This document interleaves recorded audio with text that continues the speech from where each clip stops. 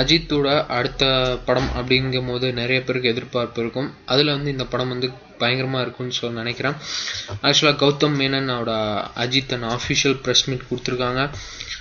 ஆக்சுவலாக இந்த படம் வந்து ஸ்ரீ சத்யா மூவிஸ் இவங்க ப்ரொடியூஸ் பண்ணுறாங்க. இல்லை அஜித் நடிக்கிறாரு, இப்போ தான் கன்ஃபார்மாக இருக்குது. கௌதம் மேனனோட படம் இது வந்து பார்த்திங்கன்னா ஒரு மல்டி ஸ்டார் படமாக இருக்கும் அப்படின்னு சொல்கிறாங்க. ஸோ அது மட்டும் இல்லாமல் பார்த்திங்கன்னா இந்த ஒரு நம்மளோட ஃபஸ்ட் இதே பார்த்திங்கன்னா ஒரு மாஸ் இமேஜ் தலை அஜித் நடிக்கிறாரு. அது மட்டும் இல்லாமல் வந்து பயங்கரமான ஒரு ஸ்டைலிஷான டேரக்டர் பார்த்திங்கன்னா கௌதம் மேனன் ஃபஸ்ட் டைம் இவங்க 2 பேரும் காம்பைன் பண்ணும்போது ஒரு பயங்கரமான எக்ஸ்பெக்டேஷன் அப்படி தான் சொல்ல முடியும். அது மட்டும் இல்லாமல் ஒரு பெரிய ட்ரீட்னு சொல்லலாம் எல்லா ஃபேன்ஸுக்கும். அது மட்டும் இல்லாமல் அந்த படம் வந்து 2014 அதாவது ஐ திங்க்